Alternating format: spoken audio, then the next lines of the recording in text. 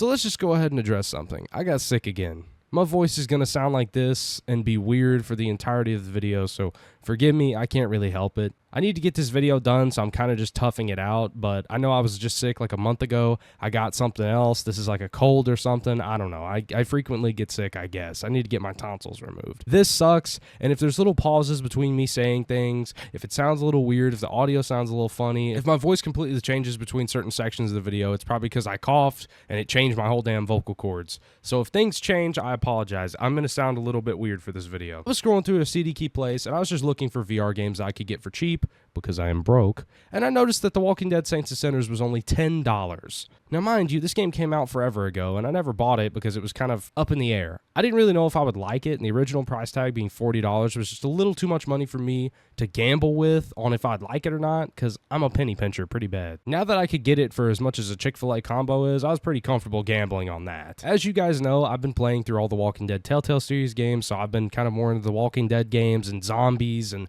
Last of Us. We just beat that game on stream. So I've been just kind of in the mood. I've also really been wanting to get my VR out more because I love playing VR. It's probably one of my favorite ways to game. And this was an opportunity to mix both my worlds right now. I had pretty high expectations for this game because I had heard so many good things about it. And again, I just come off the Telltale series of the games, so I kind of knew it would be a polished, good experience. I just didn't know how good and how polished it. That being said, it was not perfect, but it was pretty close. The story so far, because I haven't beat the game, especially for a VR title, is pretty remarkable. It's not going to make you shed a tear like the Telltale series did, but it's a good VR game. And there's not many good VR story games. There's a handful, but if they're a really decent story, usually the gameplay sucks. And if the gameplay is fun, it has no story. So it's one of the very few, like Half-Life Alyx. I feel like those games kind of go neck and neck with each other. It's where it's good gameplay and it's also a good story. One of my favorite things about this game is how there's different approaches to how you progress through certain missions. For example, you always have interactions when you're walking through the cities. There's always going to be people. You don't know how you can interact with these groups. Some of them are grouped. Some of them are just like two people standing there for no reason. It kind of varies on which city you're in, who you're going to interact with. And the fact that you can kind of just roam around without doing any missions at all and just looting is kind of nice as well. Honestly, a lot of this game is confusing because I feel like a lot of people survive this zombie apocalypse as well. I guess the game's based in Mississippi because pretty much everyone's toting a 38 special and just mean mugging you when you're walking through the entire town. Doesn't look so tough. Shit, you ain't never seen this Alex Pereira stance. Sherman. Excuse me. Find somewhere else. Beat it. Don't point that weapon at me. Sorry, ladies. I didn't want to do it, but you led me no choice. And for an example how this can change missions is, you have to go find a pump regulator when you're talking to the guy on the radio, and I'm not going to try and spoil any of the story that I've gotten through so far, but you've got to go to a weird part of town where you run into this group. Now, in exchange for supplies, or I guess the regulator is what I'm guessing it leads up to, is you got to go save their goofball-ass brother that is pretty much being tortured right now by literally their neighbors. It is the door over from their house. I'm on a mission. I'm on a mission. For you guys, actually. Well, hell, the blue house is right here. Why don't y'all just go raid them? They're not even that far, dog. Dog? Literally? Now, you could go the more violent, easier route, and you could just blast the whole camp up and steal all of their supplies like I should have, because I lost all my damn loot to the zombies draining my stamina. I'm swinging as hard as I can in real life. Seriously, as hard as I can swing it down. I hate this fucking game. Fuck it, let's go out. Getting plumb fucking angry. Fucking annoying, dude. Or you could help them and go and try and discuss with the guy and negotiate with him, or do what I did and run in and just start stabbing the evil people because, I don't know, that's just my response. Who the hell are you? The negotiator? A big tough Jeff, too chicken shit to show his face, and...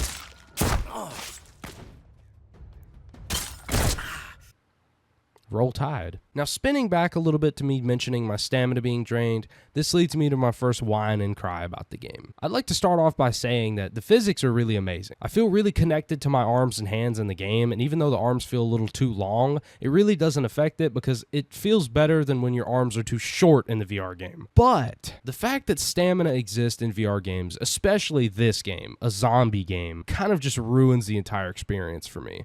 look, I'm having to really swing my arms in real life. Why do I have to deal with a stamina bar in the game too?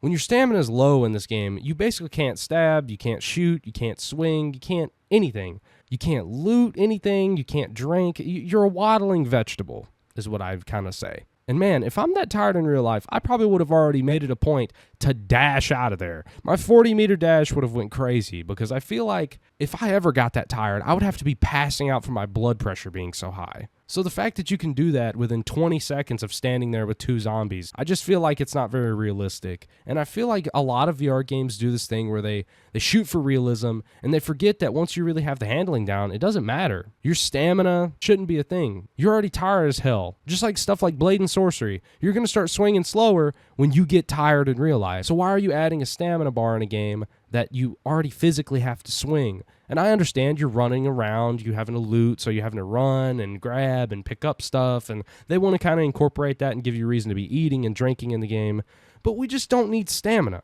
We don't need stamina because you have stamina in real life. Things like Gorilla Tag show this. Is like you're gonna slow down if you start getting tired. Blade and Sorcery, you're gonna slow down if you start getting tired. Shooting games like Contractors and Pavlov, if you have to hold an angle for a really long time, your shoulders are gonna get tired from holding your arms up. I mean, it's a VR game. You don't have to have stamina in these games because you're already physically working. I know I keep repeating the same things, but seriously, it just kills me. I don't know. Obviously, this isn't so much a gripe to them as it is all VR games, but it's especially bad in this one. I feel like I don't get bothered by stamina bars in many games until I get into a game like this, where it kills me a lot. My second little whine, crybaby, boohoo thing is probably the weapons. Now, don't chastise me here. They feel great. I love stabbing with a screwdriver or the little shiv through someone's head. It's a really fun experience, and I know that sounds like a serial killer, but it's really fun. It feels really nice, and it's satisfying, needless to say. Shooting the revolver or the shotgun of the game, it's a blast. I love the physics. I don't miss a shot with that revolver. It's a fun time. But for some reason, I can never use a two-handed weapon effectively in this game. Now, I understand, my form isn't the best if you watch me swing here in the footage. Stab through her.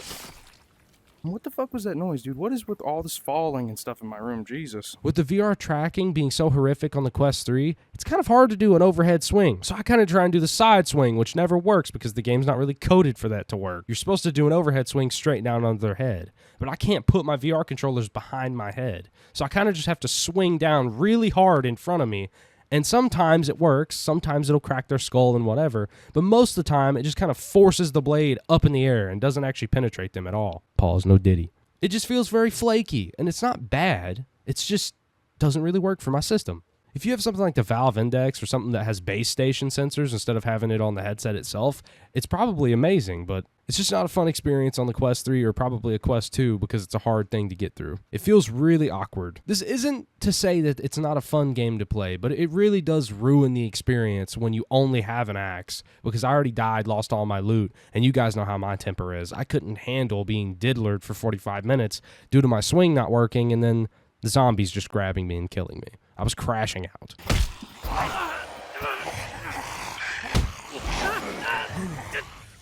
This game sucks. Ooh.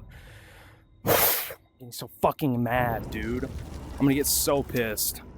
This is so fucking annoying. I have nothing. Now, this game is still a blast. I still recommend you buy it, especially for as cheap as it is, but it was just kind of one of those little gripes. One thing they did perfect in the game is the zombies, the way they sound, the way they look at you, the way they run at you. It's kind of terrifying. There's a lot of scary scenes in this game, like when you're going through the underground tunnel, going out to investigate that noise. It's kind of scary. It's fun. There's not many VR games that made me scared, and I don't know, man. It kind of got me there. Another cool feature, I think, is the fact that your light will actually shut off, and you'll have to shake it to get it to come back on. If you guys have ever owned a torch light like this one, you know that's kind of very real, like way too real, because honestly, bro, more of those old plastic yellow ones, you know what I'm talking about. Those things fucking suck.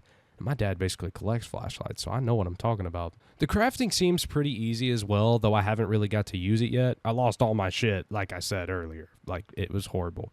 Before I lost all my stuff, I didn't realize how fun having cigarettes in a VR game is. Like Arizona Sunshine, this game, Nightclub Simulator. You know, I may not smoke in real life, but I am a chain smoker in VR games. All right, hold on.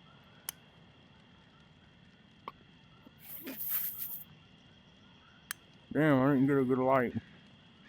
There we go. Hot damn. It's actually a blast. I take way too long to actually, like, if there's cigarettes in the games, I'm like, I have to find a lighter. And then I sit there for like 5 minutes just doing the same bit, or I talk like I have a cigarette in my mouth, so please excuse it. It's not that funny, but it's funny to me. All I need is a geek bar in one of these games and I'm set. For being an older VR title, seriously, this game impressed me a lot. It has a lot of issues, but it also has a lot of good things and good quirks that makes it feel really good, really fun. And if you want this game for yourself for really cheap on PC, I'd recommend checking out All CD Key. I'm not affiliated with them or anything, and I'm not sponsored at all. I don't even think they know I exist, but I seriously do use them to buy a lot of the games that I play on this channel, like Last of Us Part 1 that I streamed for you guys, this game, many other VR titles that you guys have seen me play. I probably got that through them, and usually going to the other website that I use, Aniba. So I'm not sponsored by these guys, but I do like to recommend good deals to you guys because I like a good deal myself. If I didn't use it myself, I probably wouldn't recommend it. Now, this is where I do get into the sponsored stuff, just like One Shot Shoes. I have AMB Judo Potato as a code on their website, so use my code, please. But I'm not going to get into any more damn brand deals with you guys. Anyways, I'm not really sure what the next video will be on. I don't really know what to play as far as VR games go. I'm looking at getting the new Assassin's Creed game and maybe going back before that comes out and playing Assassin's Creed Nexus for the VR, speaking of VR.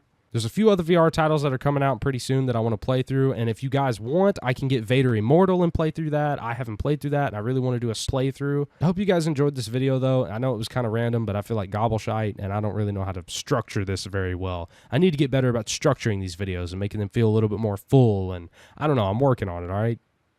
Hopefully I'll be well soon, and much love to you guys. I'll see you guys in the next video, and that's it. Bye.